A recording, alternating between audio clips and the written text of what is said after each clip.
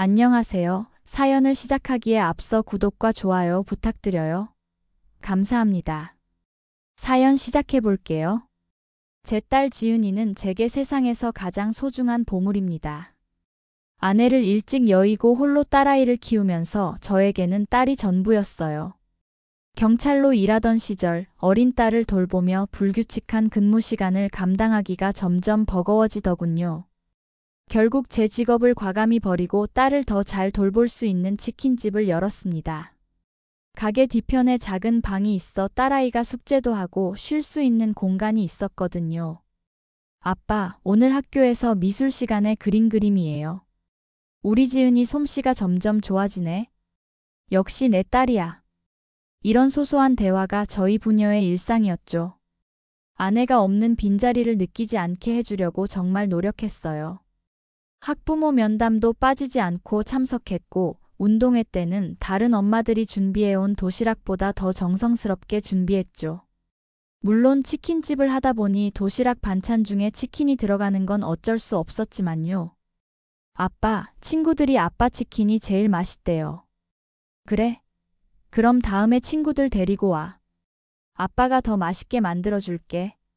지은이는 그렇게 쑥쑥 자라서 어느새 대학생이 되었고, 취업을 하고 그러다 어느 날 남자친구를 소개했어요.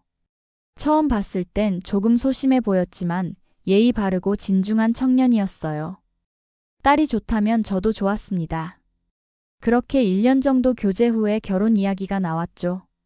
아빠, 저 결혼하고 싶어요. 우리 딸이 행복하다면 아빠는 더 바랄 게 없어. 결혼식은 소박하게 진행되었어요. 그날 지은이는 정말 아름다웠습니다. 아내가 살아있었다면 얼마나 기뻐했을까? 그런 생각을 하며 눈물을 삼켰던 기억이 납니다. 사돈과는 상견례 이후 처음 뵙는 거라 형식적인 인사를 나누었어요. 그리고 결혼 후 몇 개월 뒤 지은이가 임신 소식을 전해왔을 때 얼마나 기뻤는지 모릅니다. 손녀라고 하더군요. 예쁜 손녀를 맞이하기 위해 이것저것 준비를 했어요. 임산부에게 좋다는 음식들도 챙겨주고 태교에 좋은 책도 사다 주고 저도 모르게 운동도 더 열심히 하게 되었어요. 손녀를 안고 뛰어놀려면 체력이 필요할 것 같았거든요. 출산 예정일이 다가왔을 때 지은이가 진통을 시작했다는 연락을 받고 병원으로 달려갔습니다. 진통하는 딸의 모습을 보니 가슴이 미어지더군요. 그 아픔을 대신할 수 없다는 무력감에 괴로웠습니다. 하지만 결국 작고 예쁜 생명이 이 세상에 태어났고 그 순간의 기쁨은 말로 표현할 수 없었어요. 손녀는 지은이의 어릴 적 모습을 그대로 빼닮았어요. 동그란 눈에 사랑스러운 볼. 정말 사랑스러운 아이였죠. 손녀가 태어난 후로는 더 자주 딸의 집에 들르게 되었어요. 선물도 잔뜩 사가고 지은이가 산후조리하는 동안 손녀를 돌봐주기도 했죠. 딸이 엄마의 빈자리를 느끼지 않게 하려고 더 신경 썼어요. 그렇게 시간이 흘러 그 작던 손녀가 어느덧 4살이 되었습니다. 치킨집 일을 평소보다 일찍 마치고 과일을 잔뜩 사들고 딸의 집을 방문했어요. 문을 열자마자 손녀가 반갑게 뛰어나왔죠. 할비, 할비 왔다. 우리 소윤이 할아버지 보고 싶었어? 네, 할비 보고 싶었어요. 소윤이의 천진난만한 모습에 하루의 피로가 싹 가셨어요. 지은이는 많이 피곤해 보이더군요. 제가 소윤이를 봐주는 동안 좀 쉬라고 했죠. 거실에서 소윤이와 블록놀이를 하고 있는데 갑자기 소윤이가 말했어요. 할비, 엄마 친할미한테 매일 맴매 맞아. 순간 제 귀를 의심했어요. 다시 물었죠. 소윤아, 지금 뭐라고 했어? 친할미가 엄마 맨날 맴매해. 친할미 미워. 아이의 맑은 눈에는 진심이 담겨 있었어요. 가슴이 철렁 내려앉는 느낌이었습니다. 소윤이를 잠시 놀게 하고 지은이의 방으로 갔어요. 지은아, 소윤이가 방금 이상한 말을 하던데? 시어머니가 너한테 뭐? 손찌검을 한다고? 지은이의 눈에 눈물이 고이더니 갑자기 울음을 터뜨렸어요. 지금까지 참아왔던 모든 것들이 한꺼번에 쏟아져 나오는 것 같았습니다. 아빠, 미안해요. 아빠 걱정할까 봐 말 못했어요. 지은이의 이야기는 충격적이었어요. 결혼 초부터 시어머니의 잔소리와 구박이 시작되었다고 해요. 처음에는 살림 방식에 대한 지적이었는데 점점 심해져서 지은이가 임신했을 때는 애 낳을 주제나 되냐며 비난했다고 합니다. 출산 후에는 더 심해져서 집에 올 때마다 냉장고부터 싱크대까지 뒤지며 잔소리를 퍼붓고 화가 나면 등짝을 때리거나 어깨를 밀쳐 넘어뜨리기도 했대요. 심지어 한 번은 화가 나서 냄비를 던져 지은이의 다리에 멍이 들기도 했다고. 남편은 민혁이는 알고 있어? 알고 있어요. 하지만 시어머니 앞에서는 아무 말도 안 해요. 자기 어머니가 그럴 리가 없다며 오히려 저보고 참으라고. 분노가 치밀어 올랐어요. 경찰 출신답게 바로 증거 수집에 나섰습니다. 지은이가 시어머니에게 받은 모욕적인 문자 메시지들을 모두 사진으로 찍었고 지은이를 데리고 병원에 가서 멍 자국과 상처에 대한 진단서를 받았어요. 그리고 녹음기를 준비했습니다. 다음 날 사돈 집을 찾아갔어요. 문을 열고 나온 사돈은 의외로 당당했습니다. 어머, 갑자기 무슨 일로 오셨어요? 연락도 없이 갑자기 오시다니. 예의가 없으시네요. 네, 죄송합니다. 급한 일이 있어서 왔습니다. 잠깐 이야기 좀 나눌 수 있을까요? 거실에 앉자마자 진단서를 꺼내 사돈 앞에 놓았습니다. 이게 뭡니까? 제 딸의 진단서입니다. 다리와 등에 멍 자국이 있더군요. 어디서 생긴 멍인지 혹시 아십니까? 사돈의 표정이 굳어졌습니다. 하지만 순간적으로 당황한 기색을 감추고 오히려 당당하게 나오더군요. 그래서요? 여우 같은 것이 우리 아들 꼬셔서 밥만 축내고 사는데 그걸 곱게 볼 수 있겠어요?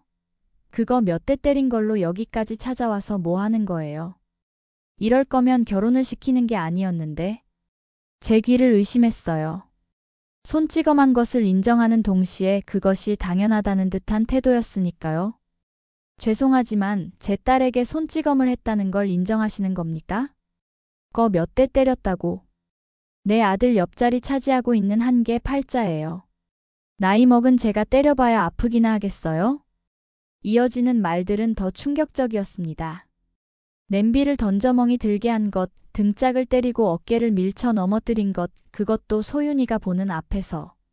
모두 인정하면서도 그게 잘못된 일이 아니라고 우기는 모습에 이성을 잃을 것 같았어요. 그게 뭐 잘못됐나요? 당연히 제가 가르쳐야 하는 거 아닌가요? 시어머니로서 며느리를 단속하는 건 당연한 일이죠. 그 순간 참을 수 없는 분노가 치밀어 올랐습니다. 하지만 경찰 출신답게 이성을 유지하려 노력하며 주머니에서 녹음기를 꺼내 테이블 위에 올려놓았어요. 지금까지 하신 말씀 모두 녹음되었습니다. 이 녹음기와 진단서, 그리고 문자 메시지 증거들을 가지고 저는 이제 제 딸의 이혼을 진행할 겁니다. 그리고 선처는 바라지 마세요. 법정에서 뵙겠습니다. 사돈의 얼굴이 굳어지더군요. 갑자기 그 당당하던 태도가 사라지고 허둥대기 시작했죠. 잠깐만요. 그렇게 큰일로 만들 필요는 없잖아요. 가족 간의 일인데. 가족 간의 일이요? 제 소중한 딸을 구타하고 학대한 것이 가족 간의 일입니까? 제가 경찰로 근무하면서 보았던 가정폭력 사건들도 모두 가족 간의 일이라고 변명했습니다. 하지만 그건 범죄입니다. 특히 어린 손녀 앞에서 그런 행동을 한 것은 아동학대 방지법에도 저촉될 수 있는 사항이에요. 점점 창백해지는 사돈의 얼굴을 보며 계속 말을 이었습니다. 아, 그리고 한 가지 더. 필요하다면 경찰서에 아는 분들이 많으니 신속하게 처리해 드릴 수도 있어요. 이제 그만 가보겠습니다. 집을 나서는데 사돈이 뒤에서 다급하게 불렀어요. 사돈, 제발 그러지 마세요. 우리 아들 인생이 망가집니다. 그건 되게 잘난 아들이 결정할 일입니다. 제 딸을 보호하지 못한 책임도 가볍지 않으니까요. 그날 저녁 지은이에게 모든 이야기를 전했어요.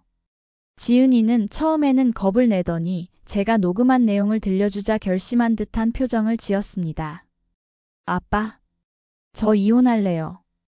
더 이상 이렇게 살 수 없어요. 그래, 우리 딸. 그동안 말도 못하고 힘들었지. 이제 아빠가 곁에서 다 도와줄게. 변호사를 선임해 이혼 소송을 준비했습니다. 사도는 여러 번 저희 집으로 찾아와 사정했지만 이미 결심은 굳어진 뒤였어요.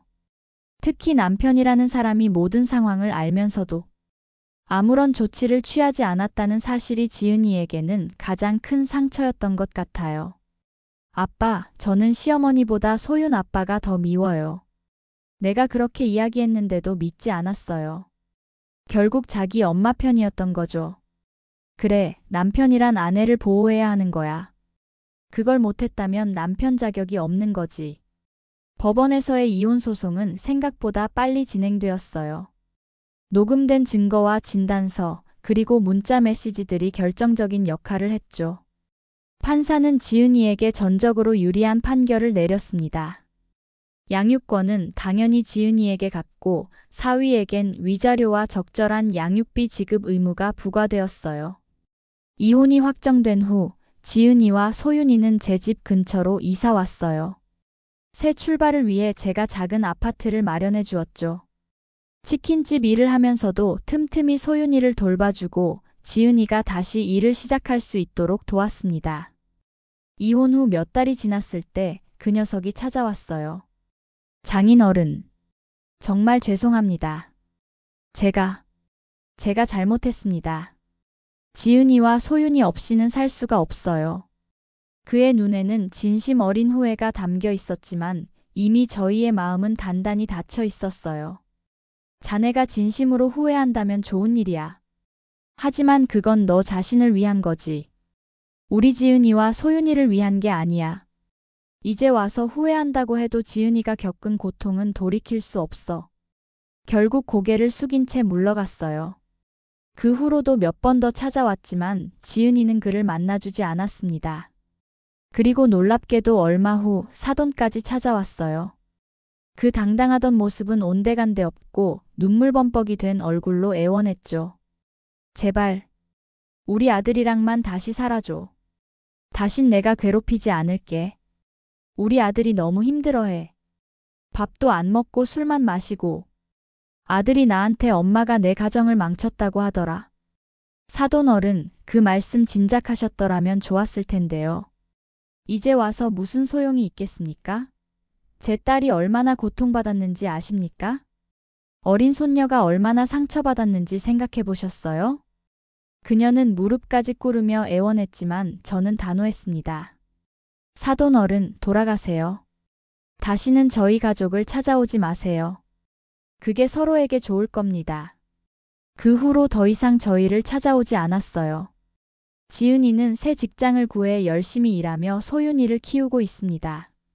주말이면 저는 치킨집 일을 일찍 마치고 지은이네 집에 가서 소윤이와 놀아주고 함께 저녁을 먹어요. 소윤이는 이제 더 이상 친할미가 엄마 맴매해라는 말을 하지 않습니다. 대신 밝고 건강하게 자라고 있어요. 지은이도 점점 웃음을 되찾아가고 있습니다.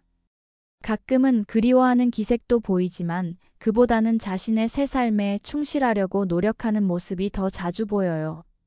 아빠, 정말 감사해요.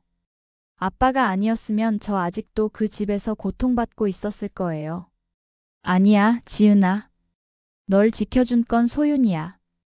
그때 소윤이가 말하지 않았더라면 내가 할 수 있는 건 없을 거야. 그 작은 녀석이 지 엄마를 지킨 거지. 아버지로서 제 딸을 지키지 못했다면 그건 인생에서 가장 큰 실패였을 겁니다.